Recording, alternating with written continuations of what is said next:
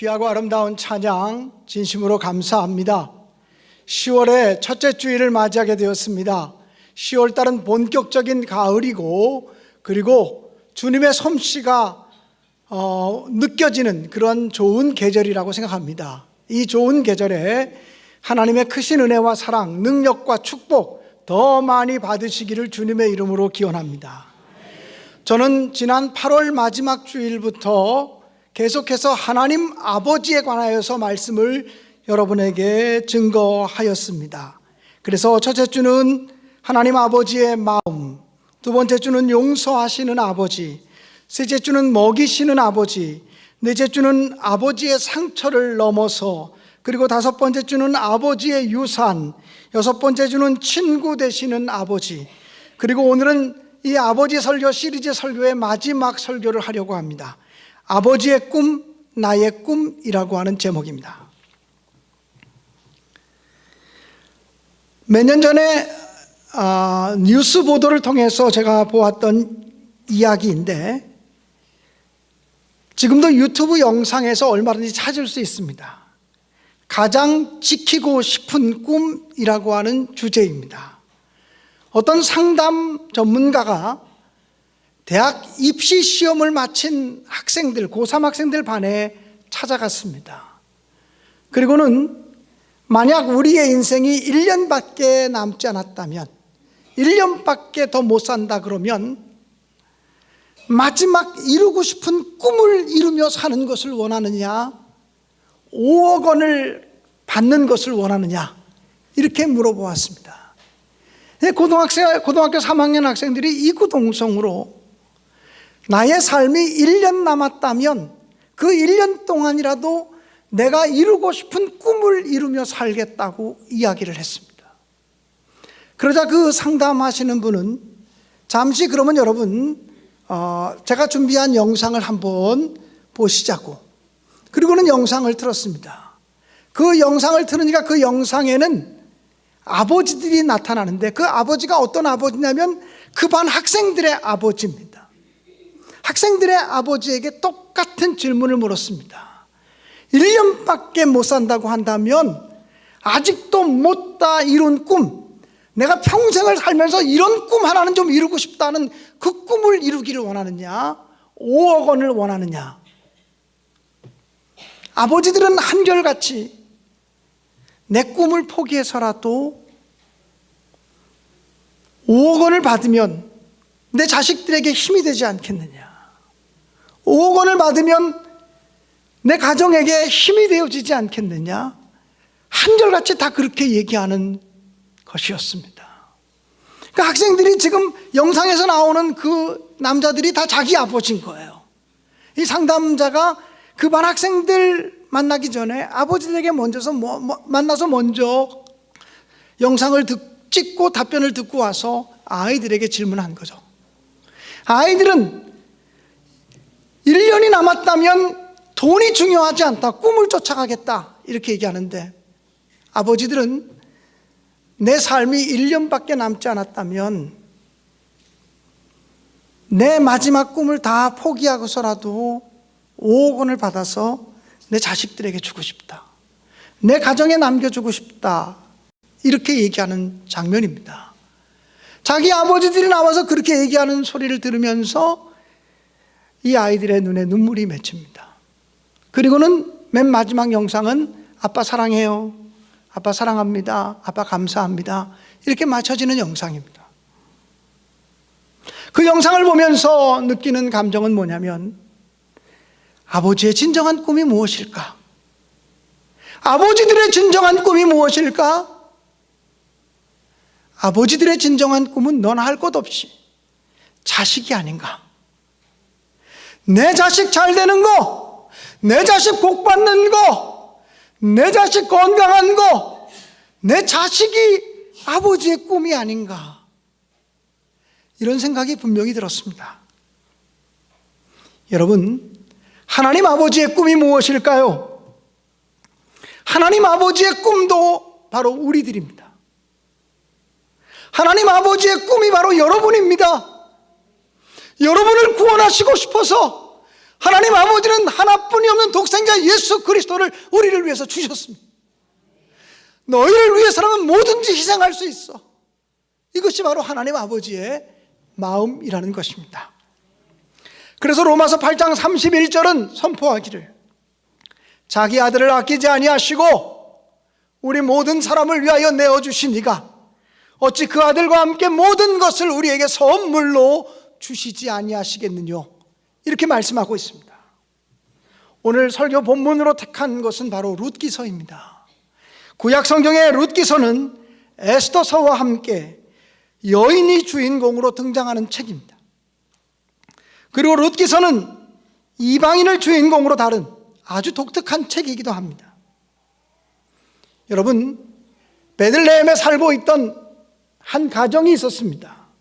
엘리멜렉의 가정이었습니다. 그 부인은 나옴이었습니다. 그런데 이 베들레헴에 흉년이 들었습니다. 먹고 살 것이 없게 되었습니다. 그래서 이 엘리멜렉은 자기 아내 나오미와 그리고 자기의 두 아들과 함께 모압 땅으로 내려가서 이민해서 살게 되었습니다. 그런데 이 모압 땅으로 내려가서 10년 동안 사는 동안 두 아들은 이방인 며느리를 만나서 이방인 아내를 만나서 결혼하게 되었습니다. 그래서 이제 이 가정은 엘리멜렉과 나오미 그리고 두 아들과 자부, 이렇게 식구들이 형성이 되었습니다. 그렇게 모압 땅에서 10년을 사는 동안 엘리멜렉이 죽었습니다. 아버지 엘리멜렉이 죽고 그리고 두 아들이 차례로 죽습니다. 그래서 베들레헴 땅을 떠나서 모압 땅으로 내려간 이 가정은 10년 만에 남자 셋이 다 죽어버리고 과부 셋만 남아버린 아주 불행한 가정이 되어져 버리고 맙니다. 성경은 그러나 이 불행한 가정의 이야기를 룻기서에 다루면서 불행한 것 같지만 실제는 불행하지 않았던 가장 놀라운 축복을 받았던 이 나오미의 가정을 우리에게 소개하고 있습니다. 가장 절망적이고 가장 불행할 수밖에 없는 그 가정이 가장 소망적인 가정이 되어진 이유는 무엇입니까? 성경은 이방인 여인 룻이라고 하는 이름이 그 사람이 바로 다윗 왕의 할머니가 되고 그리고 그 가문을 통해서 메시아 예수 그리스도가 탄생하게 되었다고 하는 사실을 강조합니다. 그리고 마태복음에도 보면 메시아 예수 그리스도의 족보가 기록되어지고 있는데 그 족보 속에 이방인 여인 룻이라고 하는 여인의 이름이 분명하게 기록된 것을 보게 됩니다. 사람 취급받지도 못했던 이방인, 또 사람들을 헤아릴 때 숫자에 치지도 않았던 여인, 이 여인의 이름이 성경책에 기록되고 그 여인을 통해서 메시아 예수 그리스도가 탄생하고 그 여인이 다윗 왕의 할머니가 되고 이런 놀라운 축복의 역사가 이 가문에 임하게 되었다고 하는 사실을 강조합니다. 이유는 무엇입니까? 이유는 오직 하나입니다. 어머니의 하나님을 나의 하나님으로 삼았기 때문입니다. 어머니의 언약의 백성, 어머니의 계약의 백성을 내 계약 백성으로 삼겠다고 하는 고백과 결단 때문이었습니다. 그동안 아버지의 마음, 하나님 아버지의 마음에 관한 설교를 하면서 하나님 아버지 마음대로 살아가지 못했던 자녀들, 탕자와 같은 자식들의 모습들을 이야기하면서 왜 우리는 늘 아버지 앞에서 그렇게 아버지의 뜻을 이루어드리지 못하는 자녀들인가, 이런 것들을 생각했습니다. 그리고 아버지에 관한 설교를 마무리 지으면서 효자를 한번 등장시키고 싶다, 아버지 마음에 맞는 자녀를 한번 등장시켜서 설교를 마감하고 싶다는 생각이 들었습니다. 그리고 성경을 유심히 보았더니 바로 그 여인이 룻이었습니다. 이 룻이라고 하는 여인은 비록 이방인이었습니다. 모압 여인이었습니다. 그런데 그 여인은 자기 남편을 따라 나오미 가정에 시집으로 왔습니다. 얼마나 신혼생활이 행복했는지는 모르지만 오래가지 않았던 것 같습니다. 첫째 며느리도 아니고 둘째 며느리였는데 아무튼 10년 세월을 사는 동안 그 집안의 남자들이 하나하나 다 먼저 하나님께 부름을 받았습니다. 나오미에게 남아있는 것은 아무것도 없습니다. 절망뿐입니다. 그때 시어머니 나오미가 두 명의 자부에게 이렇게 말합니다. 이제 너희들도 너희 고향집으로 돌아가라. 너희가 섬기는 신들에게 돌아가도 좋다. 이렇게 얘기합니다. 울면서 그럴 수 없다고 두 며느리가 펄쩍 뛰었지만 시어머니가 강권하면서 너희 고향집으로 돌아가라고, 나는 너희들을 더 이상 책임질 수 없다고, 너희 집으로 돌아가라고 이렇게 얘기할 때 큰 며느리 오르바는 못 이기는 체하며 어머니 곁을 떠나갔습니다. 그리고 고향집으로 돌아갔습니다. 그런데 작은 며느리 룻은 어머니를 향해서 이렇게 말합니다. 어머니, 저는 어머니를 떠나지 않겠습니다. 어머니가 가시는 곳에 제가 함께 가겠습니다. 어머니가 머무는 곳에 저도 함께 머물겠습니다. 어머니의 백성을 제 백성으로 삼겠습니다. 어머니의 하나님을 나의 하나님으로 삼겠습니다. 내가 만약에 죽는 일 외에 어머니를 떠난다면 하나님께서 벌을 내리실 것입니다. 죽는 일 외에는 결단코 어머니를 떠나는 일이 없을 것입니다라고 그렇게 고백합니다. 이 나오미는 비록 이방 여인이었지만, 룻이라는 여인은 이방 여인이었지만 나오미 집에 시집 와서 살면서 고난도 역경도 환난도 만났지만 어머니의 하나님을 보았습니다. 어머니의 하나님이 어떤 분인지를 바라보았습니다. 그리고 남편은 잃어버려도, 고향은 잊어버려도 그 하나님은 놓쳐서는 안 된다고 하는 사실을 분명히 발견했던 것입니다. 사랑하는 여러분, 어머니의 꿈을 나의 꿈으로 삼겠습니다. 어머니의 비전을 나의 비전으로 삼겠습니다. 하나님 아버지가 우리 가문해 주신 그 비전과 꿈을 이제는 나의 비전과 꿈으로 삼고 살겠습니다. 이렇게 고백하는 것이 바로 이방 여인이었던 룻의 신앙 고백이었다라고 하는 사실입니다. 하나님은 그 여인의 그 믿음을 귀하게 여기시고 이방인이지만 그를 통하여 놀라운 역사를 이루시고 그의 가문을 이스라엘 역사 속에 가장 존귀한 가문으로 들어쓰셨다라고 하는 사실을 성경을 통해서 발견하게 되는 것입니다. 사랑하는 여러분, 우리가 죽음 외에는 하나님과 나를 가를 수 없습니다. 어떤 고난이 있어도 어떤 환난이 있어도 하나님을 내가 붙들고 살겠습니다. 믿음만은 붙들고 살겠습니다. 하나님의 꿈을 이제는 나의 꿈으로 여기고 살겠습니다. 아버지의 꿈이 내 꿈이 되길 원합니다. 아버지의 소원이 나의 소원이 되길 원합니다. 아버지의 능력을 부여잡고 살기를 원합니다. 이 고백이 우리에게서 진심으로 터져나올 수 있게 되기를 간절히 바랍니다. 아버지의 마음을 갖고 살자고, 아버지의 마음을 아는 자가 되자고 7주를 연속으로 설교하면서 외쳤지만 설교를 마감하고 설교 준비하고 있는 저에게 떠오르는 생각은 오직 하나였습니다. 텔레비전 선전에 나오는 선전전 문구였는데요, 니들이 개맛을 알아? 하는 생각이었습니다. 제가 7주 동안을 하나님 마음을 아는 사람들이 되십시오. 하나님 마음은 이런 것입니다. 하나님의 뜻은 이런 것입니다. 하나님은 우리를 먹이시고, 하나님은 우리를 용서하시고요, 하나님은 우리가 부모로부터 받은 상처를 당화시켜 주시고요, 하나님은 우리를 친구처럼 인도해 주시고 가까이 대해 주시고요, 하나님은 우리의 유산이 되어 주시고요, 이러면서 말씀을 증거했지만 이 마지막 설교를 준비하고 있는 저에게 하나님께서 말씀하시는 것이, 니들이 나를 알아? 김 목사, 네가 나를 아냐?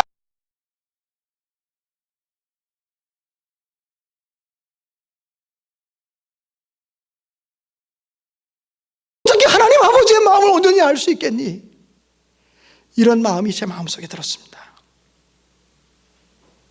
여러분, 가시고기라고 하는 유명한 책이 있는데 그 가시고기의 저자였던 조창인이라고 하는 작가가 쓴 또 다른 감동적인 소설이 있습니다. 등대지기라는 소설입니다. 이 등대지기라는 소설 얘기를 조금 하려고 합니다. 주인공 제우라고 하는 사람이 등장하는데, 주인공 제우는 어려서부터 너무나 똑똑한 자기 형과 엄청나게 비교를 받으며 자라왔습니다.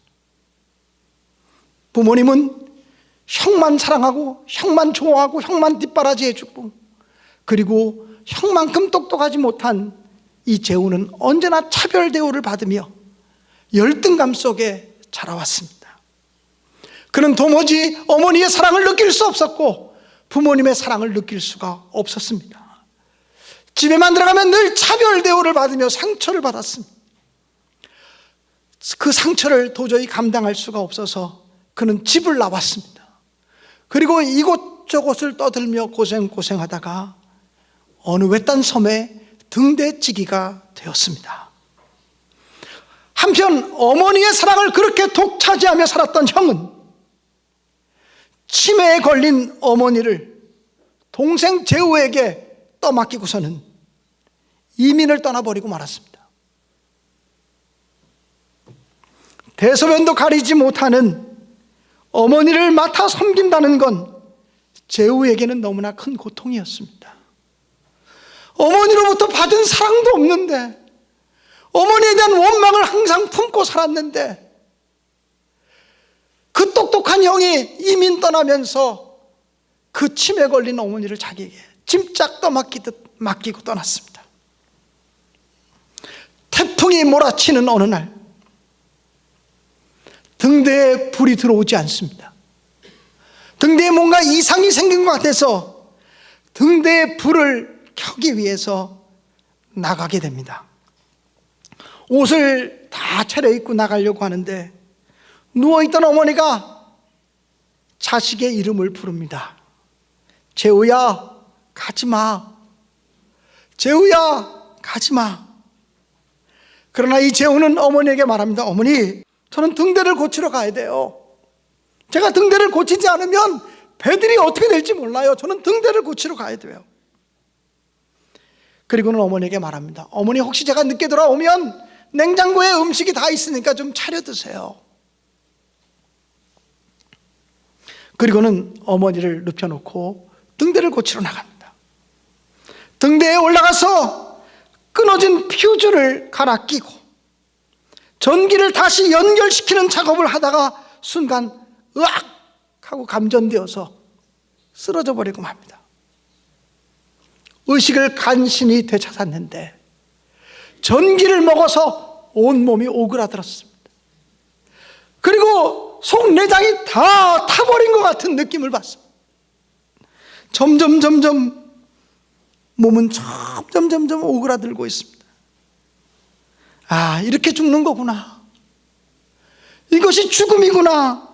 생명을 포기할 수밖에 없는 그런 순간에 수백 계단 그 등대 위를 저벅저벅 올라오는 소리가 들립니다. 바로 치매를 앓고 있는 자기 어머니의 발소리였습니다. 어머니가 올라오면 이 전기를 또 만지면 죽게 될 수도 있다는 생각이 들어서 어머니 올라오지 마세요. 어머니 내려가세요. 하고 크게 소리를 쳤지만 온몸에 기운이 다 빠져서 입 밖으로 말이 나가지도 않습니다. 어머니 올라오면 죽어요. 어머니 오지 마세요. 목소리조차 낼 수가 없었습니다. 어머니가 가까이 다가왔습니다. 그리고는 이렇게 말합니다. 너 여기서 뭐하고 있어? 밥 줘. 뭐하고 있는 거야? 나 밥 줘. 전기를 먹어서 아무 말도 하지 못하고 점점 오그라들어가는 아들을 바라보면서 어머니가 갑자기 이렇게 말합니다. 제우야, 너 힘드니? 제우야, 너 힘들어? 내가 너 살려줄게. 그러더니 빗물바닥에 어머니가 펄떡 앉더니 털썩 앉더니 아들 제우를 자기 무릎에 눕힙니다. 그리고는 땅바닥에 있는 빗물을 떠서 그 아들 입에 넣어줍니다. 비록 땅바닥에 있는 빗물이지만 빗물을 떠서 넣어주는데 입속에 물이 한 방울 들어오니까 온몸이 시원해진 것 같은 느낌이 들게 됩니다.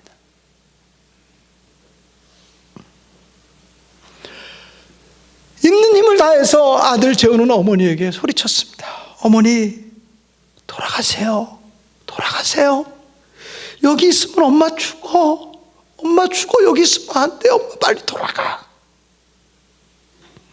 엄마, 이렇게 얘기합니다. 아니야. 나는 내 곁에 있을 거야. 나 안 돌아가. 나는 내 곁에 있을 거야. 치매에 걸려서 정신이 오락가락하는 한 노인 안에서는 치매와 어머니의 모성 본능이 싸우고 있는 것 같았습니다. 잠시 후 어머니는 이 무슨 생각을 했는지 갑자기 옷을 다 벗기 시작합니다. 그러더니 자기의 속옷을 벗어서 속옷으로 바닥에 있는 물을 묻혀서 아들의 얼굴에 쭉 짜주기 시작합니다. 그리고는 또 속옷에 물을 묻혀서 아들의 입을 벌리게 해서 그 입속에다가 물을 집어넣습니다. 그리고 자기의 벗은 옷을 아들에게 덮어주기 시작합니다.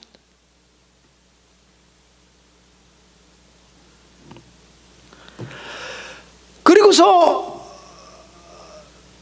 나흘이 지난 다음에 구조대가 도착을 했습니다.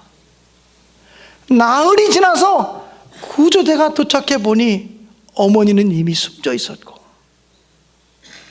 아들은 죽지 않고 살아 있었습니다. 비록 아들은 전기를 맞아서 하반신 마비가 되었지만 이 아들은 마지막 순간에 어머니가 자기에게 보여준 사랑을 간직하며 지난날에 어머니로부터 부모님으로부터 받았던 모든 상처가 다 치유되어집니다. 우리 어머니가, 우리 부모님이, 우리 아버지가 나를 미워한 거 아니었구나, 여전히 나를 사랑했구나 하는 사실을 깨닫게 됩니다. 그분이 바로 내 어머니구나, 그분이 바로 내 부모님이구나라고 하는 사실을 깨닫게 됩니다. 하늘아버지의 마음이 이렇지 않을까요? 때를 따라 우리는 하나님 아버지를 원망할 때가 있습니다. 하나님이 계시면 어떻게 나한테 이런 일이 있을 수가 있나? 하나님이 나를 사랑하시는데 내 삶 속에 왜 이런 고난이 있나? 왜 이런 역경이 있나? 왜 이런 아픔이 있나? 왜 이렇게 우리의 삶은 꼬이기만 하는가? 절망할 때가 있습니다. 하나님이 계시지 않는 것 같고 하나님의 사랑이 도무지 느껴지지 않습니다. 그러나 하나님은 여전히 우리를 사랑하시고 여전히 우리를 지켜보시고 우리를 향하여 말씀하시기를 너는 내 아들이다, 너는 내 아들이야, 내가 너를 낳았다, 내가 너를 책임지마, 내가 너를 인도하마, 내가 너의 삶에 대해서 아주 아름다운 계획을 가지고 있다고 말씀해 주시는 분임을 분명히 믿습니다.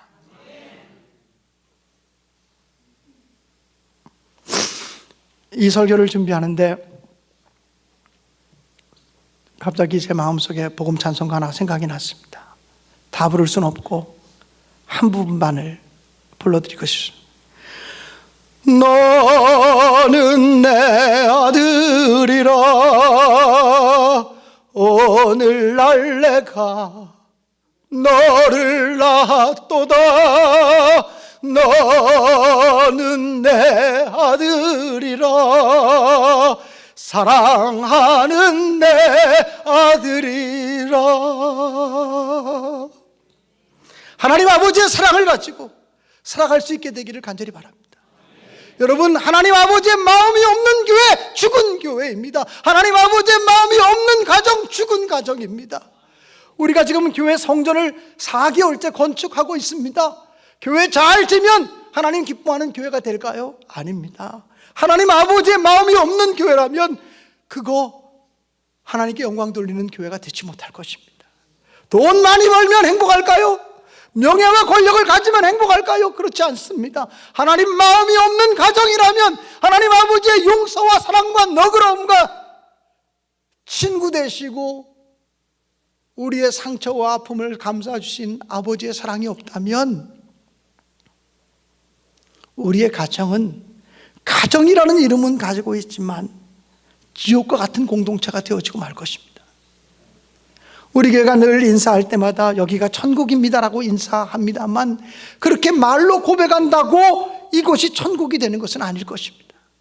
하나님 아버지의 마음, 하나님 아버지의 꿈, 하나님 아버지의 비전, 이것을 내가 함께 공유하고 하나님 아버지의 뜻을 따라 살겠다고 결단할 때 우리를 통해서 하나님의 거룩한 나라가 이곳에 세워질 줄로 의심 없이 믿습니다.